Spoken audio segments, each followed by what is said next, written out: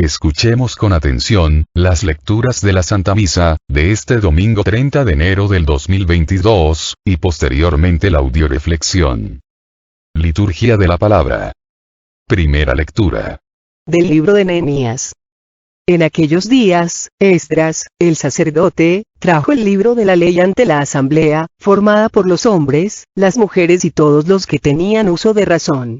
Era el día primero del mes séptimo, y Esdras leyó desde el amanecer hasta el mediodía, en la plaza que está frente a la puerta del agua, en presencia de los hombres, las mujeres y todos los que tenían uso de razón. Todo el pueblo estaba atento a la lectura del libro de la ley. Esdras estaba de pie sobre un estrado de madera, levantado para esta ocasión. Esdras abrió el libro a la vista del pueblo, pues estaba en un sitio más alto que todos, y cuando lo abrió, el pueblo entero se puso de pie. Esdras bendijo entonces al Señor, el gran Dios, y todo el pueblo, levantando las manos, respondió, Amén. E inclinándose, se postraron rostro en tierra. Los levitas leían el libro de la ley de Dios con claridad y explicaban el sentido, de suerte que el pueblo comprendía la lectura.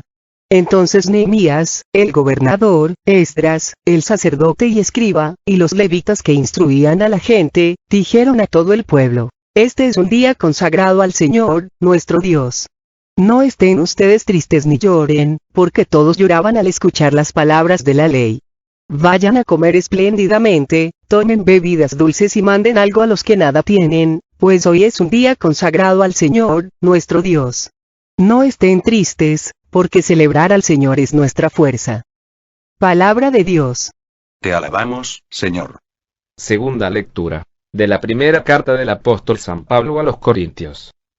Hermanos, así como el cuerpo es uno y tiene muchos miembros y todos ellos, a pesar de ser muchos, forman un solo cuerpo, así también es Cristo. Porque todos nosotros, seamos judíos o no judíos, esclavos o libres, hemos sido bautizados en un mismo espíritu, para formar un solo cuerpo, y a todos se nos ha dado a beber del mismo espíritu. El cuerpo no se compone de un solo miembro, sino de muchos. Si el pie dijera, no soy mano, entonces no formo parte del cuerpo, dejaría por eso de ser parte del cuerpo. Y si el oído dijera, puesto que no soy ojo, no soy del cuerpo, dejaría por eso de ser parte del cuerpo. Si todo el cuerpo fuera ojo, ¿con qué oiríamos? Y si todo el cuerpo fuera oído, ¿con qué oleríamos? Ahora bien, Dios ha puesto los miembros del cuerpo cada uno en su lugar, según lo quiso. Si todos fueran un solo miembro, ¿dónde estaría el cuerpo? Cierto que los miembros son muchos, pero el cuerpo es uno solo. El ojo no puede decirle a la mano, no te necesito, ni la cabeza a los pies, ustedes no me hacen falta. Por el contrario, los miembros que parecen más débiles son los más necesarios. Ya los más íntimos los tratamos con mayor decoro, porque los demás no lo necesitan. Así formó Dios el cuerpo, dando más honor a los miembros que carecían de él, para que no haya división en el cuerpo y para que cada miembro se preocupe de los demás.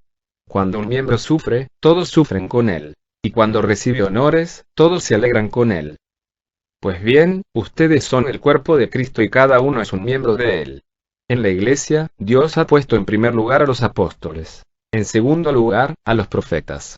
En tercer lugar, a los maestros. Luego, a los que hacen milagros, a los que tienen el don de curar a los enfermos, a los que ayudan, a los que administran, a los que tienen el don de lenguas y el de interpretarlas. ¿Acaso son todos apóstoles? ¿Son todos profetas? ¿Son todos maestros? ¿Hacen todos milagros? ¿Tienen todos el don de curar? ¿Tienen todos el don de lenguas y todos las interpretan? Palabra de Dios. Te alabamos, Señor. Proclamación del Santo Evangelio según San Lucas. Muchos han tratado de escribir la historia de las cosas que pasaron entre nosotros, tal y como nos las transmitieron los que las vieron desde el principio y que ayudaron en la predicación. Yo también, ilustre Teófilo, después de haberme informado minuciosamente de todo, desde sus principios, pensé escribírtelo por orden, para que veas la verdad de lo que se te ha enseñado. Después de que Jesús fue tentado por el demonio en el desierto, impulsado por el Espíritu, volvió a Galilea.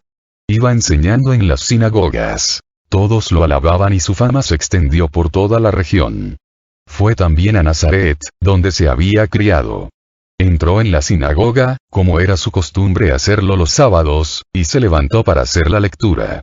Se le dio el volumen del profeta Isaías, lo desenrolló y encontró el pasaje en que estaba escrito: El Espíritu del Señor está sobre mí, porque me ha ungido para llevar a los pobres la buena nueva, para anunciar la liberación a los cautivos y la curación a los ciegos, para dar libertad a los oprimidos y proclamar el año de gracia del Señor. Enrolló el volumen, lo devolvió al encargado y se sentó. Los ojos de todos los asistentes a la sinagoga estaban fijos en él. Entonces comenzó a hablar, diciendo: Hoy mismo se ha cumplido este pasaje de la Escritura que acaban de oír. Palabra del Señor. Honor y gloria a ti, Señor Jesús. Audioreflexión, misa del domingo 23 de enero del 2022. Este domingo el Señor nos dice en la primera lectura, que todos los católicos bautizados, somos llamados por nuestro nombre, desde el seno materno, para ser profetas y para anunciar el reino de los cielos, con valentía y sin miedo. Este ser profetas debe testificarse con una vida de amor, por eso en la segunda lectura el Señor nos dice que nos llamó, también, para vivir en el amor y solo amando podremos llevar a cabo realmente nuestra misión. En el Evangelio nos dice que ser profeta no es una tarea fácil, y menos en nuestra familia, en nuestra comunidad. Y nos relata cómo Cristo, siendo el profeta de profetas, no fue aceptado por los suyos y por eso nos dice que nadie es profeta en su tierra. Audioreflexión de la primera lectura, libro del profeta Nehemías. En esta primera lectura, se nos explica claramente, que la misión de ser profetas, tiene varias características. 1. La misión de ser profeta viene de Dios. Es Dios quien dice a Jeremías: Desde antes de formarte en el seno materno te conozco. Desde antes de que nacieras te consagré como profeta para las naciones. 2. Es una misión que tiene una doble dirección. Por un lado, destruir, por otro edificar. Jer 1:10. Arrancarás y derribarás. Edificarás y plantarás. O sea, por un lado, el anuncio. Proclamar la buena nueva a los pobres, y por otro lado la denuncia. Denunciar el mal donde quiera que se encuentre. 3. Es una misión universal. Jeremías es llamado por Dios para ser profeta de las naciones. 4. Es una misión con riesgos. El riesgo principal es que los hombres no escuchen ni acepten el mensaje de Dios comunicado por el profeta. Está también el riesgo de ser insultado, perseguido, maltratado, considerado como enemigo público, cosas que vivió Jeremías, al cumplir su misión como profeta. 5. La misión de ser profeta, implica espíritu de valentía, es una misión que debe hacerse sin miedos, sin temores, confiados totalmente en Dios. Dios dice a Jeremías: No temas, no titubees delante de ellos y hoy te hago ciudad fortificada, columna de hierro y muralla de bronce y no podrán contigo, porque yo estoy a tu lado para salvarte. Dios hace a cada ser humano con amor, y a cada ser humano lo consagra desde antes de nacer, no solo a ser obra de su creación, sino, ante todo, lo consagra para ser hijo de Dios. Y como hijo del Padre, coheredero de la herencia de los cielos, el católico recibe desde su bautizo la misión de ser profeta, para llevar la luz de Dios a todas las naciones. En esta primera lectura se utilizan 3 verbos que tienen una gran riqueza de contenido. Formar, modelar, es la labor que realiza el alfarero con la arcilla, que designa la creación que sale de las manos de Dios. Por eso lo importante al ser llamado, no es lo que tú puedas hacer por Dios, lo importante, es que te dejes hacer por Dios, o sea es lo que Dios puede hacer por ti. Conocer, ¿cómo conocer a Dios? A través de su palabra, se trata no solo de saber que Dios existe, sino de tener una relación íntima con Dios a través de la escucha de la palabra de Dios y de la oración. Consagrar, indica la dedicación a un ministerio particular que Dios mismo ha confiado a cada bautizado. Jeremías no solo será profeta de Judá, sino también de las naciones. En estos 3 verbos se encierra la metodología de Dios para hacer a un profeta. Primero nos llama para formarnos, luego nos invita a través de su palabra y de la oración a conocerlo y luego nos consagra y nos envía como luz para las naciones. Lecturas de apoyo. Primera lectura de apoyo, a la primera lectura, libro de Isaías capítulo 49, versículo 1 y 3. Escúchenme, islas lejanas, pongan atención pueblos. Yahvé me llamó desde el vientre de mi madre, conoció mi nombre desde antes que naciera. Él me dijo: Tú eres mi servidor, Israel. Y por ti me daré a conocer. Palabra de Dios. Te alabamos, Señor. Isaías, al igual que Jeremías, descubre esta maravillosa realidad: haber sido llamado por Dios desde antes de nacer. Y ahora quiere el Señor que cada uno de nosotros descubramos esta gran verdad, esta grande y maravillosa realidad. Tú y yo, hemos sido llamados por Dios desde el vientre de nuestra madre, para ser sus servidores, para trabajar para la extensión del reino, para dar a conocer la grandeza del amor de Dios, hemos sido llamados para ser profetas. En esta vida no hay más que dos opciones. O trabajamos y servimos a Dios, o trabajamos y servimos al diablo. Si no estás dentro, es que estás afuera. Si estás arriba, es que no estás abajo, y si no le estás sirviendo a Dios, es que le estás sirviendo al diablo. Y así como Dios nos conoce desde el seno materno, así también el diablo conoce a los elegidos de Dios desde el seno materno, y desde entonces se dedica a buscar la manera de confundir al elegido de Dios, para que en lugar de que termine sirviendo a Dios, termine sirviendo al diablo y lograr así su perdición y su condenación. Segunda lectura de apoyo a la primera lectura. Libro de Gálatas capítulo 1, versículo 15 al 16. Pero un día, a aquel que me había escogido desde el seno de mi madre, por pura bondad le agradó llamarme y revelarme en mí a su Hijo para que lo proclamara entre los pueblos paganos.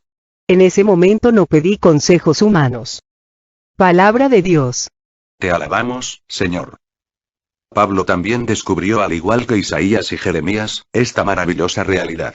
Ser llamado por Dios desde el seno materno, y por eso llegó a ser uno de los profetas más grandes del Nuevo Testamento. Dios quiere que tú descubras esta maravillosa realidad en tu vida, porque cuando la descubras Dios hará de ti, un Isaías, un Jeremías, un Pablo. Pablo dice: en ese momento, no pedí consejos humanos. Una persona que ha descubierto que es hijo de Dios, heredero del reino, y descubre su vocación y su llamado para ser profeta, ya no hace caso de las opiniones y consejos humanos, sino que se abre en fe, a responder al llamado de Dios.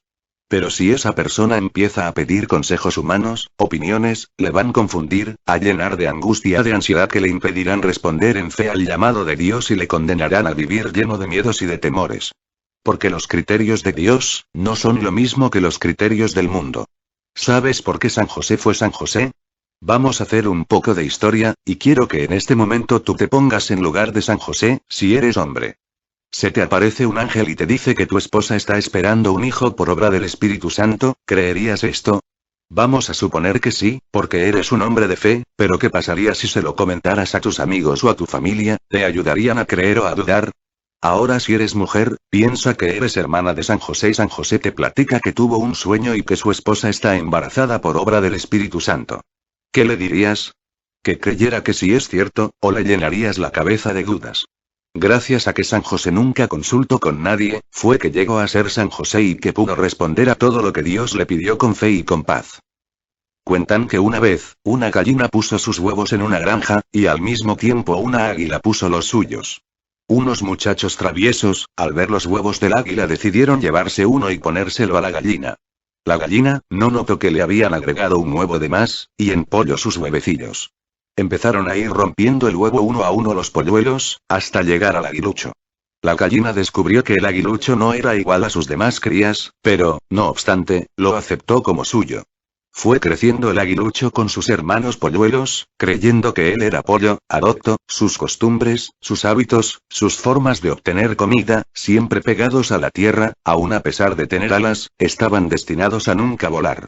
El aguilucho una vez levantó sus ojos al cielo y vio pasar a lo alto, un águila que majestuosa levantaba sus alas y surcaba el cielo. Y sintió inmediatamente un llamado especial, y sin pensarlo extendió sus alas para alcanzar los cielos y volar. Pero en eso, uno de sus hermanos polluelos lo vio y le dijo: ¿qué estás tratando de hacer? ¿No te das cuenta que tú y yo estamos destinados a tener alas, pero a nunca volar? Y le llenó de miles de razonamientos, argumentos, miedos e ideas equívocas, que el aguilucho escuchó, y bajando sus alas siguió viviendo como polluelo, arrastrando sus alas, haciéndolas inútiles y condenando su existencia a ser una simple ave de corral. ¿Quieres tú terminar tu vida así? ¿No te gustaría descubrir que eres águila y no ave de corral? Ojo. Estás a tiempo. Tercera lectura de apoyo a la primera lectura. Libro de Juan capítulo 15, versículo 16. Ustedes no me eligieron a mí. He sido yo quien los eligió a ustedes y los prepare para que vayan y den fruto y ese fruto permanezca. Así es como el Padre les concederá todo lo que le pidan en mi nombre. Palabra de Dios. Te alabamos, Señor. Dios es el que decide si un ave va a ser ave de corral o águila. Entiende que no fue una coincidencia el que hayas nacido en una familia católica, que no fue una coincidencia el que te hayan bautizado, que no es una coincidencia el que estés escuchando este mensaje, esta palabra Dios, a través de la cual Dios te está llamando. Yo no creo en las coincidencias, yo creo en las dioscidencias. Recuerda que la hoja del árbol no se mueve sin la voluntad de Dios. Tú eres un elegido de Dios, date cuenta. No te cierres. Tú eres águila, tú no eres un ave de corral. Tú eres algo más que un ser humano, tú eres hijo de Dios, y como tal estás destinado. No a obedecer a los hombres, sino a obedecer a Dios. Y solo respondiendo al llamado que Dios te hace, vas a poder dar fruto permanente y Dios te va a conceder todo lo que le pidas en el nombre de Jesús.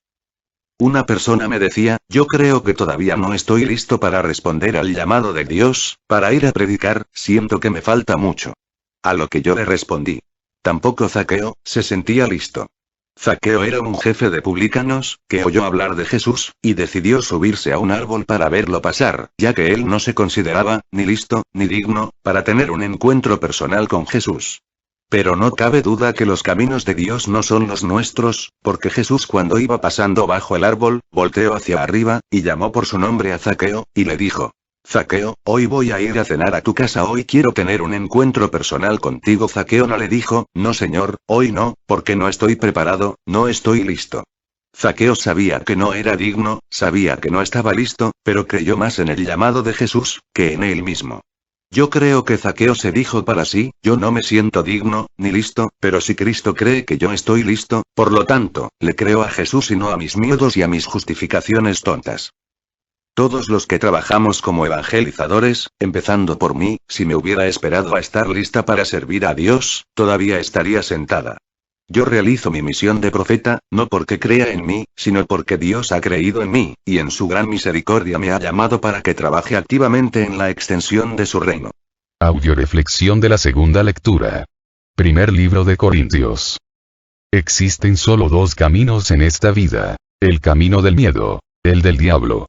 O el camino del amor y de la fe, el camino de Dios. Para saber si estoy caminando hacia Dios o hacia el diablo, es muy fácil.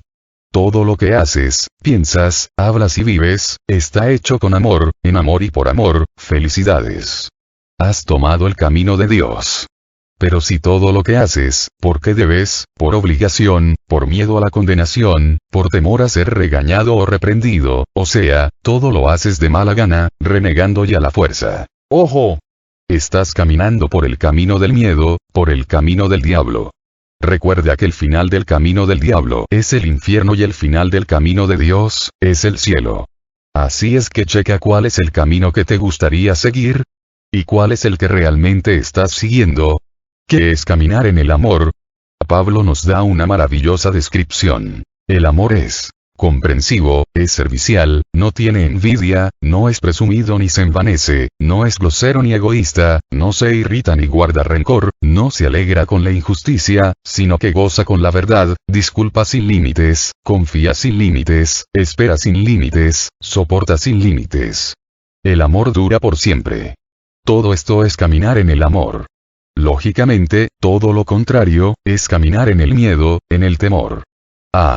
Y ojo con lo que San Pablo nos dice el inicio de esta segunda lectura. Aunque yo hablara las lenguas de los hombres y de los ángeles. Aunque yo tuviera el don de profecía y penetrara todos los misterios, aunque yo poseyera en grado sublime don de ciencia y mi fe fuera tan grande como para cambiar de sitio las montañas. Aunque repartiera en limosnas todos mis bienes y aunque me dejara quemar vivo si no tengo amor, de nada me sirve. Lo importante pues, no es hacer las cosas por amor, sino con amor. Yo puedo ser el ama de casa más limpia, hacendosa, que digo amar mucho a mi familia, pero todo lo que hago, lo hago porque debo hacerlo, por obligación, porque tengo que a lo mejor por amor, pero sin amor, renegando y de mala gana. ¿Sabes qué? Toda esa labor tan estupenda y maravillosa de tu vida, a los ojos de Dios de nada te va a servir, porque aunque lo hiciste por amor, todo lo hiciste sin amor. En cambio otra mujer puede ser menos limpia que yo, menos quehacerosa, más mal hecha, pero todo lo hace por amor y con amor. La labor de esa mujer a los ojos de Dios tiene más mérito, porque lo hizo todo por amor y con amor.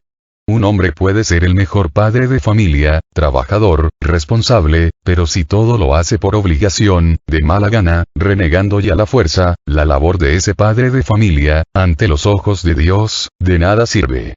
En cambio, el hombre que no solo hace las cosas por amor, sino con mucho amor y trata de ser buen padre, buen esposo, con sus caídas y sus levantadas, pidiendo perdón y perdonando, ese hombre ante los ojos de Dios está salvado. Por lo tanto, lo importante no es cuántas cosas buenas he hecho yo en mi vida, sino cuántas de esas cosas las he hecho con amor y por amor. No se trata de ser perfecto humanamente en cuanto a no tener una sola falla, sino se trata de ser perfecto en el amor, a pesar de nuestras fallas. Y como nadie puede hacer algo, si no aprende a hacerlo, necesitamos aprender a amarnos, dejándonos amar por Dios, para luego aprender a amar a los demás como Dios nos ama. Y como el único y verdadero maestro del amor de Dios es Jesucristo, su escuela, la Iglesia Católica, sus servidores, todos los que predican y enseñan su palabra. Su libro de texto. Las Sagradas Escrituras, si no acudes a tu iglesia, a escuchar la predicación y la enseñanza de la palabra de Dios, nunca vas a aprender a amar, nunca vas a aprender cómo dejarte amar por Dios, nunca vas a aprender a amarte y nunca vas a poder amar a los que rodean con el amor de Dios.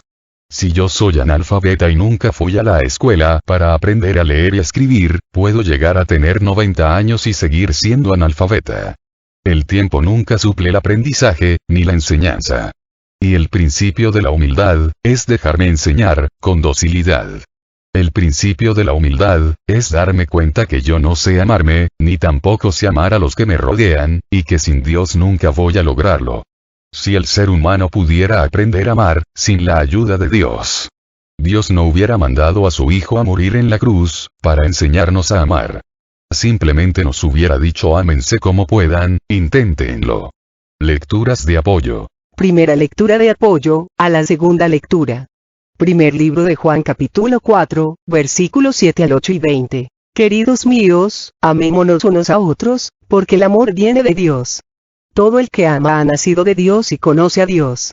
El que no ama no ha conocido a Dios, pues Dios es amor.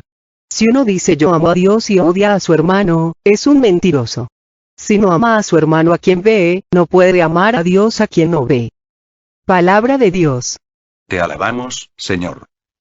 San Pablo describe el amor como el don más excelente. Si Jesús es amor y yo soy parte del cuerpo de Cristo, por lo tanto mi naturaleza divina debe traducirse en el amor. De otra manera, significa que soy un mentiroso. Nadie puede conocer a Dios y no amarlo, y nadie puede amarlo y no seguirlo, y nadie puede seguirlo sin servirle en el amor a los hermanos. San Pablo en esta segunda lectura, distingue tres partes. A. La superioridad del amor. Pablo expone la superioridad del amor con una oración condicional. Si yo no tengo amor y yo nada soy, y B. Las obras del amor. Define el amor enumerando las acciones más importantes. Disculpa sin límites, confía sin límites, soporta sin límites.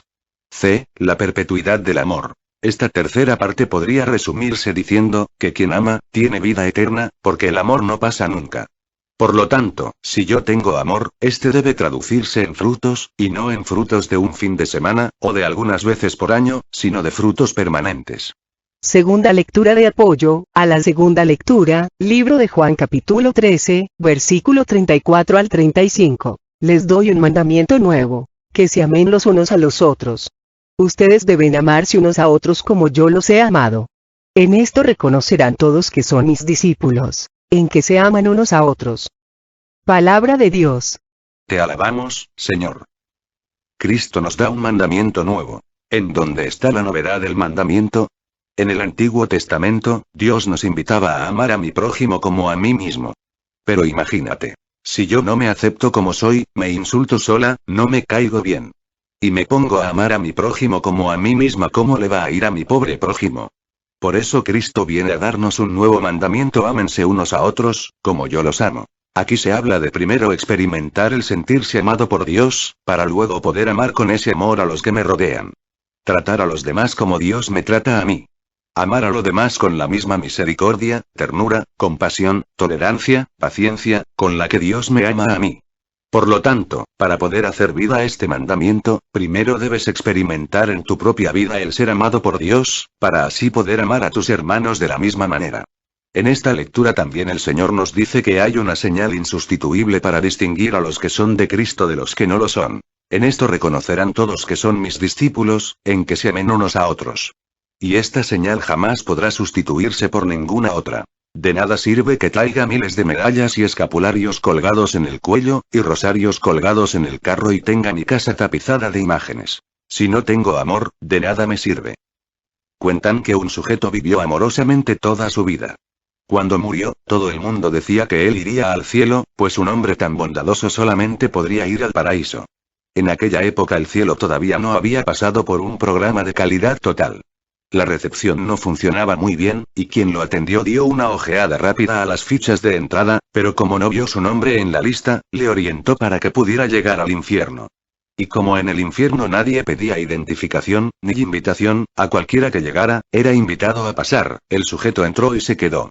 Algunos días después Lucifer llegó furioso a las puertas del paraíso y le dijo a San Pedro: «Esto que me estás haciendo es puro terrorismo. Mandaste a aquel sujeto al infierno y él me está desmoralizando». Llegó amando, escuchando a las personas, mirándolas a los ojos, conversando con ellas, abrazándolas, besándolas. El infierno no es lugar para eso, por favor trae a ese sujeto para acá. ¿Qué aprendizaje sacamos de este cuento? El siguiente. Vive con tanto amor en el corazón que, si por error vas a parar al infierno, el propio demonio te traiga de vuelta al paraíso. Tercera lectura de apoyo a la segunda lectura. Primer libro de Pedro capítulo 4, versículo 8. Sobre todo ámense de verdad unos a otros, pues el amor hace perdonar una multitud de pecados. Palabra de Dios. Te alabamos, Señor. Ámense de verdad. ¿Esto qué significa? Significa que hay que amar a los demás con el amor de Dios, con el amor de Cristo. Porque el amor humano, es egoísta, convenenciero, celoso, dependiente, controlador.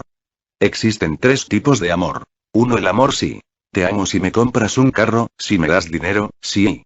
2. El amor porque.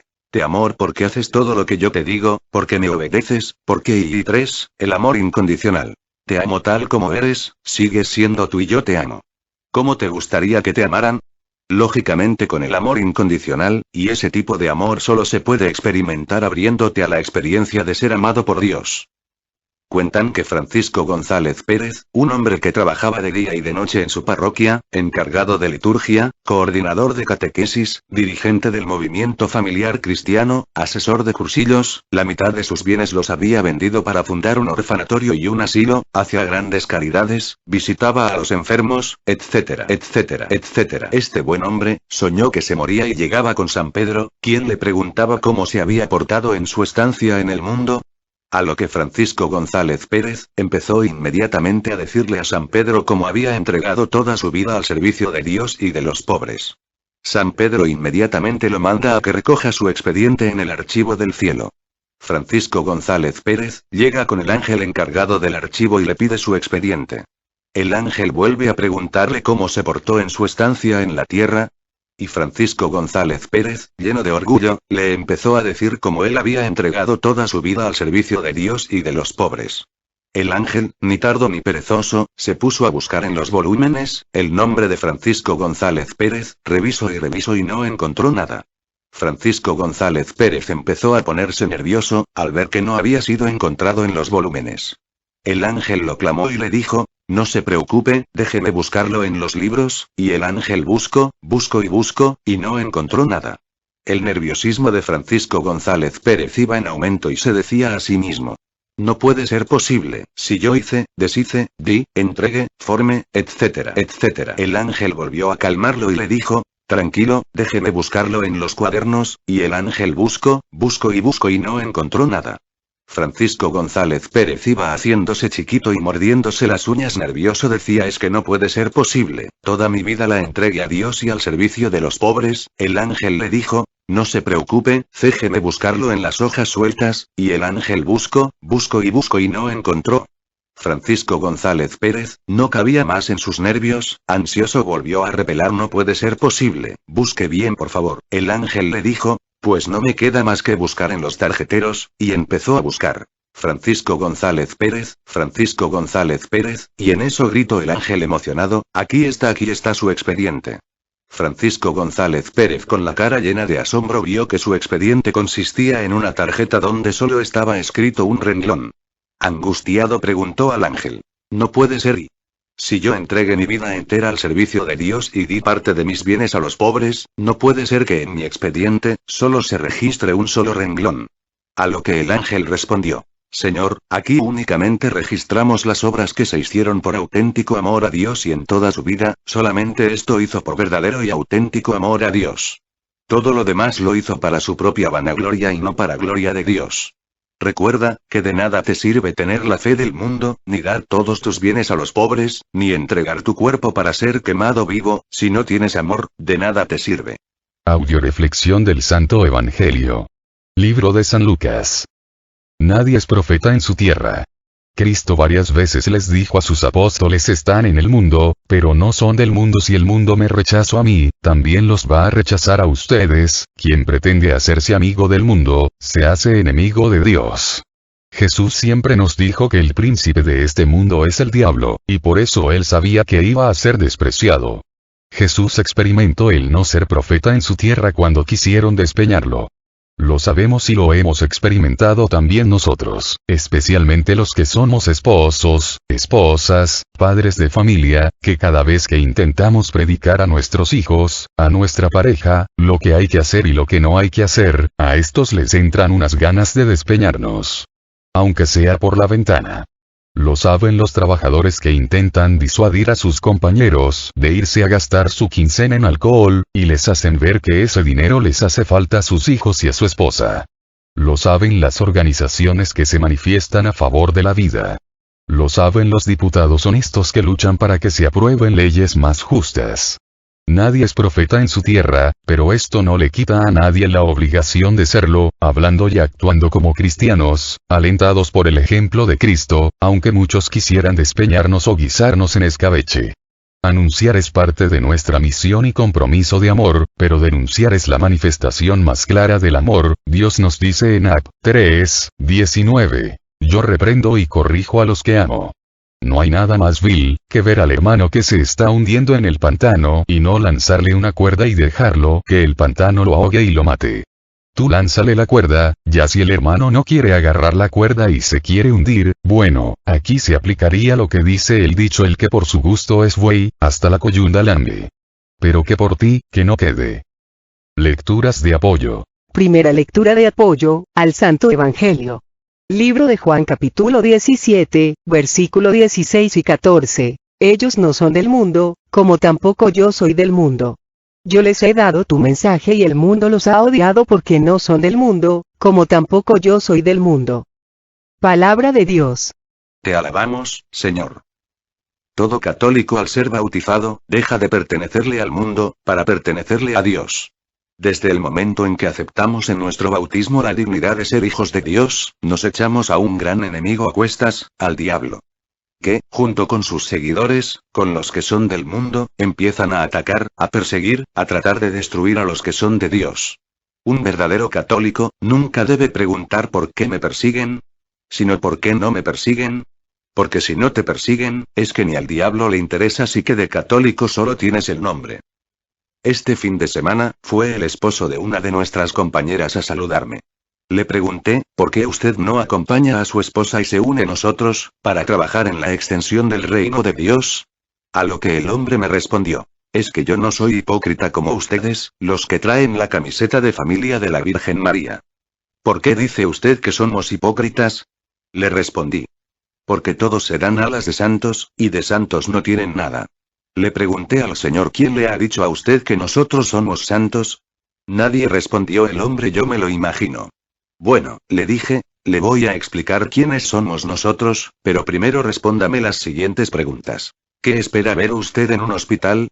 Enfermos. Respondió el hombre. ¿Y cómo se distinguen los enfermos en un hospital? Fácil. Todos traen batas. Muy bien. Ahora dígame, ¿qué espera ver en un manicomio? Locos. Claro, respondió el hombre. ¿Y cómo se distinguen los locos del hospital? Pues todos traen unas batas especiales. Muy bien. Ahora dígame, ¿qué espera ver usted en una iglesia? Y me adelante a responder por él.